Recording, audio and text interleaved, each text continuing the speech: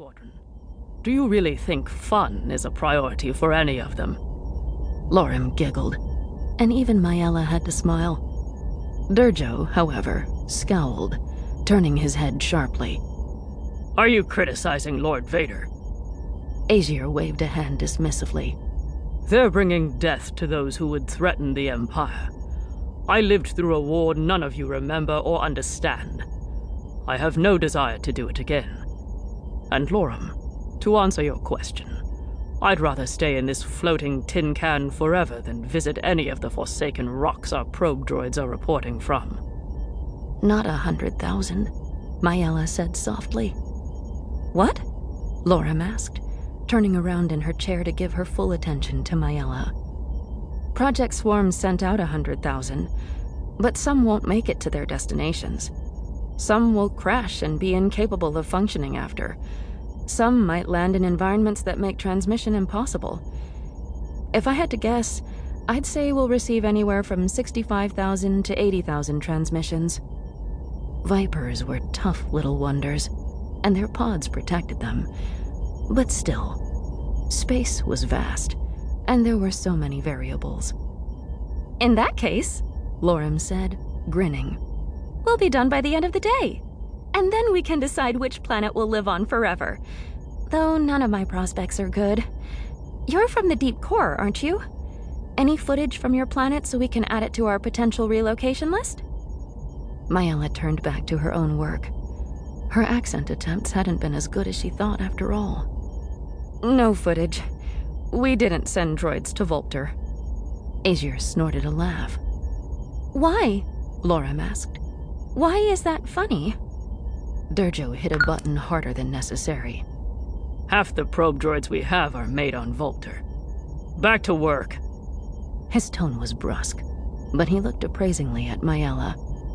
You came from the manufacturing side. I would like to speak about it sometime. Mayella went back to her screen. She knew this work wasn't sought after, that it was either washouts like Aegir, or those who hadn't managed to climb up the ranks yet like Durjo.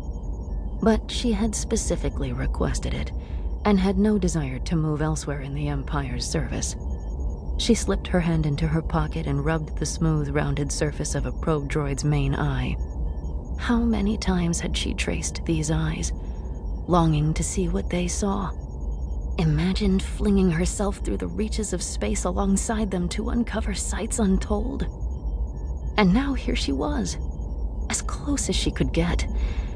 The fates and visions of tens of thousands of probe droids at her fingertips. It was an actual dream come true.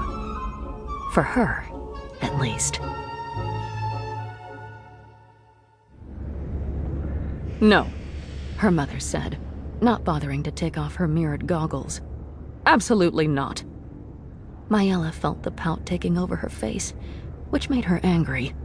She was past pouting age, and definitely past being teased for the way her lips refused to allow her to hide any emotions. It's not fair, she said, gesturing at the prototype her mother was tinkering with. There's so much out there, and they see everything, and all I see is this factory. Mayella leaned close, looking at her distorted reflection in the probe droid's main eye. She knew it wasn't an eye. Not really. But she always thought of it that way.